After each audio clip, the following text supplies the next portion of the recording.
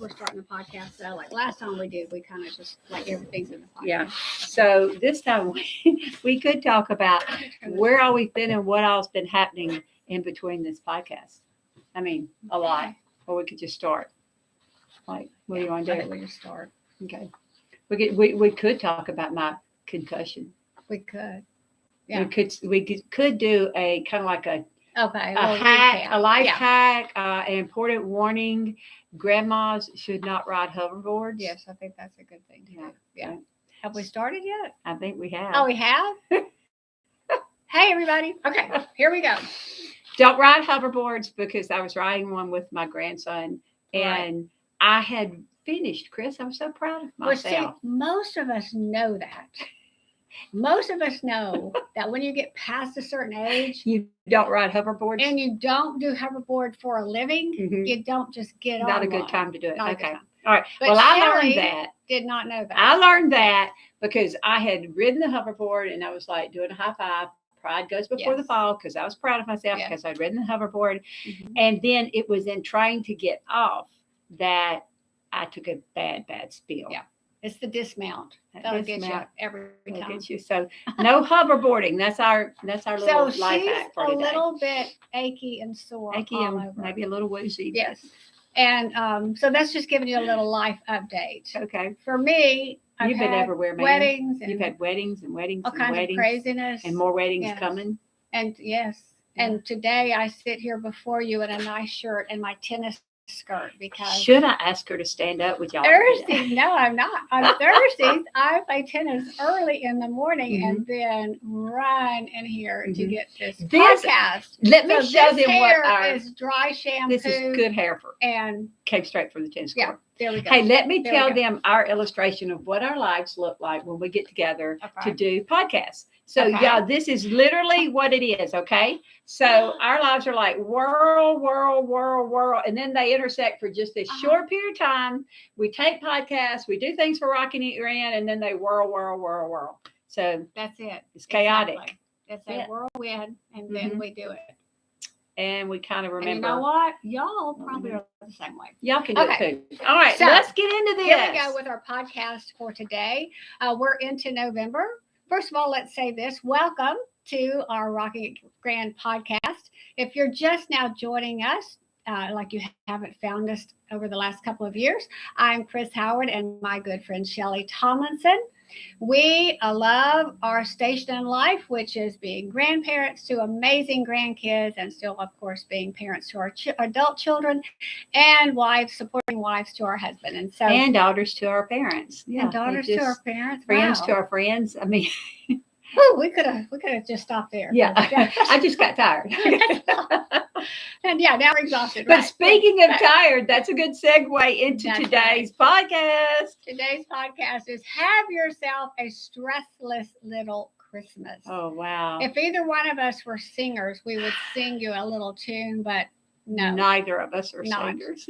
Neither one of us are really singers, so we're not going to. But we all know that as much as we love Christmas and Thanksgiving and New Year's, well, it actually all starts with Halloween and Thanksgiving and Christmas and New Year's. We're at the holiday season. As much as we love everything about it, it is a trigger for stresses. I said it could be a setup for stressing out. There you go. But it doesn't have to be a setup for stressing out. If you think about what you're thinking about, if you go into it intentionally, and if you have a couple good life hacks like the ones that Chrys has brought us today, to give us some stressless tips, Chrys, on having a stressless little Christmas. Now, the first thing that you note for us, and if you're new to the podcast, you may not know this. First, we need to go over this, okay? What is this? The first thing I wanted to talk about is... you wanted to talk about the reasons for the stress. Why do we have so much stress? I mean, what are the things that trigger you? And as you're thinking about this in your own personal life, what is the thing that makes you the most craziest? Is it that I can't get that present? And by the way, speaking of that, all over the news right now is if you haven't gotten some of the gifts that you wanted for your kids, you're probably not going to get them because stores are not going to have. So we've got to let go of that. We'll talk about that in some of the tips down here. But there are reasons and there are things that trigger each one of us in a different way. And one of the biggest ones is relationships. Christmas is that time, holiday time is when, if there's a troubled family member in your family, that's when they're going to want to appear, to show up, because they need love and support and all that sort of thing.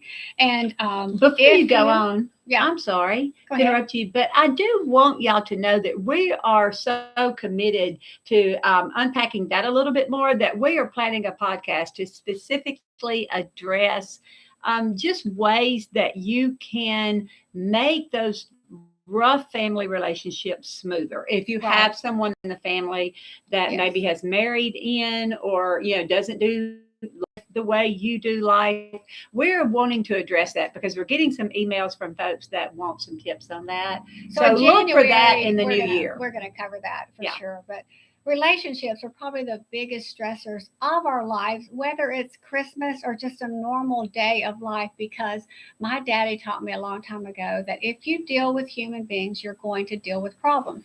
So the only way out of that is just to move someplace far, far And we away don't want to and do live by that. yourself. And you Yeah. don't want to do that.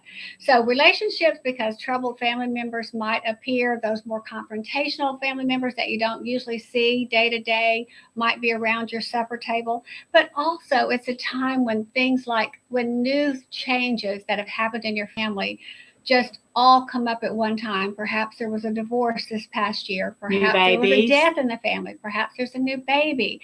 Perhaps there's an illness that someone in your family can't get over. So I'm getting on board with you. Why you want to identify these you got things to so that you can identify address those them. things. If And you don't know the problem, you can't handle the in problem. our family, those of you who've been listening for a while know that we dealt with the divorce of my children.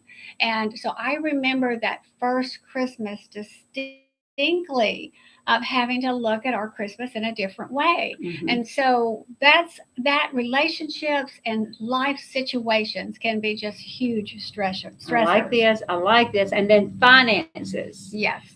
Oh my gosh, this is a big one because everyone wants to do Christmas, and you can get caught in the trap of doing Christmas the way other people do, as big as they do it, or, and put yourself in a financial strain. So a lot of these things, we're going to give you tips on how to address these problems that we're identifying. So finances is a big one. If the relationships don't get you, the money issues will. Absolutely. And then you say physical demands. And then the last one is, I do have a fourth one, but physical demands, because even the most die-hard holiday fanatic can get exhausted. Mm-hmm. And physically, we just can't go another step or to another party or to make that next thing happen or make 12 more cupcakes or whatever. Because what happens during the holiday times is everything else doesn't stop. You still have your job. You still have sports that the kids go to. You still have your family that you take care of. And so the physical demands we put on ourselves during this season are huge, and again can be a huge stressor for you. And we can't do without the last one, because I just looked ahead at the fourth one that you brought, Chrys, and I do love it. I was going to say earlier, we got off track. In case you're new to the Rocking It Grand podcast, what we like to do is each of us bring topics to the table and things that are on our hearts. And then we just kind of get into this conversation. So when I talk about what Chrys has brought, this was your conversation you wanted to have on how to have a stressless little Christmas. And the last one, you have to recognize that could be a problem. And again, then we're going to unpack solutions. But this one I love. Believing the lies of the world instead of the truth of the Bible. The world tells us that more is not just better, it is the best.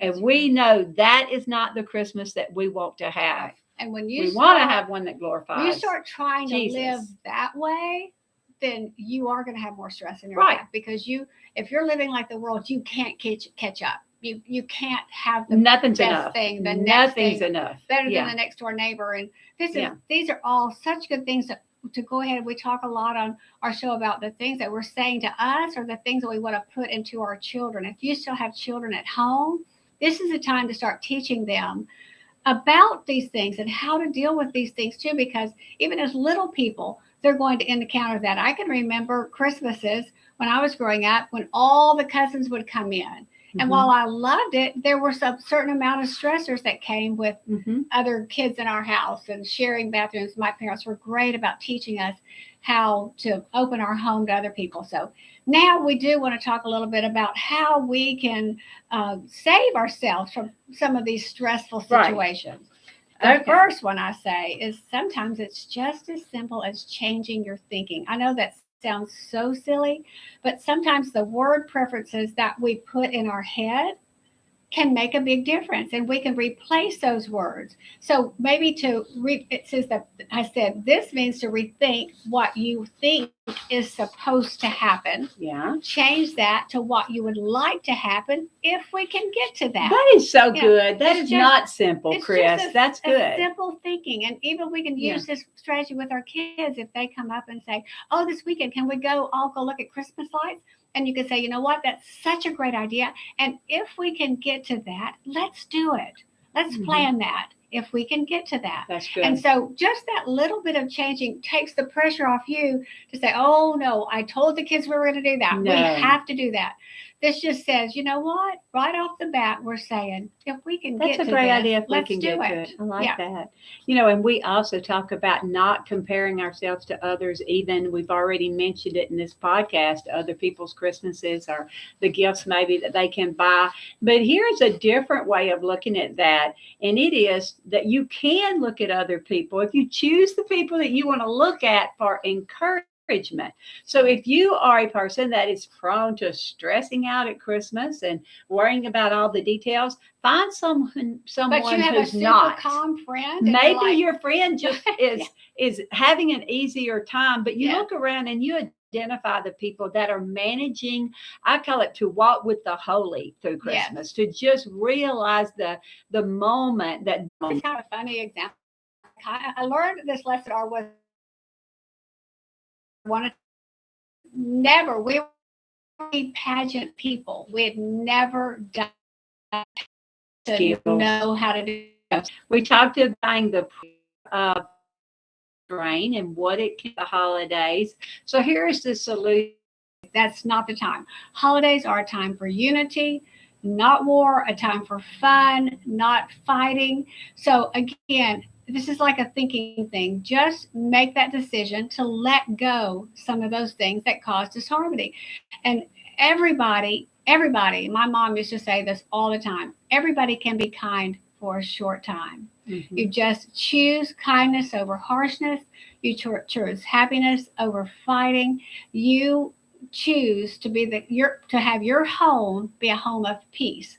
That way, everybody is in harmony and everybody has a happy time. It's not a time to solve family issues at all. I'm going to throw another one in here. The next one, and I want you to speak to it, is setting those clear boundaries. But before you do, I was thinking about how, to have a stressless Christmas, sometimes you just really need to key in on that word less. So that's less activities, that's less going, and just look at all the things that are available for your family to do during the holidays and just choose less. My daughter lives in Houston, Texas. And of course, we love to have Jessica and Patrick and the two boys, Grant and Connor, in for every single family event. Of course we do. But it's a 7-hour drive and they have their own schools and their own activities. And Jessica is such a wise little mama, Chrys. She has in the last few years just really began to set boundaries of what she can do and have a healthy family. So they can't come in for every Thanksgiving and every Easter. And so she chooses, and she lets me know ahead of time, this is your Thanksgiving. Yay, we get to be in. Or maybe she's with Patrick's parents. But there's a time before that she would try to go to our house at Christmas and his house. Right. Yes. And our house at Easter and Patrick's house. And she was always on the road and it wasn't good for the boys. And so Jessica began to say, no, we can't travel the entire week of December, a month of December. So she began to make wise choices. And that's what I'm asking you to do to lower the stress in your holidays, in your Christmas. Choose less and you'll be happy for it. And then, like Shellie has done, it's not just choose less for yourself, it's be open to them having to choose less. Mm-hmm. When Jessica, I'm sure Jessica told Shellie that her plan wasn't to Yeah, come. I don't like it. She's Yeah. not the thing you want, Right. but you have to be supportive of those people in your family who are choosing what they need to do for their family. Right. We have right. a really big family. Those of you who know our family, but we've always tried, even in like we'll do a group text and we're having a big family thing. We always say, if you can't make it, we love you and we'll see you next time. Yeah, that's right. yeah. I mean, just because you just cannot. We take photos, and our whole tagline is, we enjoyed those that were able to come and miss those that couldn't. And miss those that couldn't. That's exactly it. Right. That's it. And we have not, it's not beyond us to Photoshop somebody in who wasn't there. I tried that this past weekend. I was on a speaking engagement. Did you see that? I tried to Photoshop a speaker in. I don't think I did so well. We Photoshopped Sadie and Christian and John Reed into the family photo. But that's okay. They couldn't be there. And so we're like, go have fun. We'll just have fun with it. That's right. Exactly right. But also on this clear boundaries, if you have college age kids, also remember to set those boundaries in your home when they're home for the holiday, especially if you have little ones still. I was come from a family of 6. And so when my sister and I were at college, we had 4 younger siblings at home. And my mom was so good about welcoming us back. But also we had to keep the family rules because we had little people watching us, And so I learned that from her on how she was great and generous, and we were always welcome home, but she expected us to do our share of the work around the house. I mean, we came back in at college and we went right to washing dishes or loading the dishwasher or helping mom here. There was 6 kids. Right back on the step. That's what you do. Yeah, you just do. And so, don't be afraid you're going to run your college kids off. No. By sticking to the things that make your house run smoothly.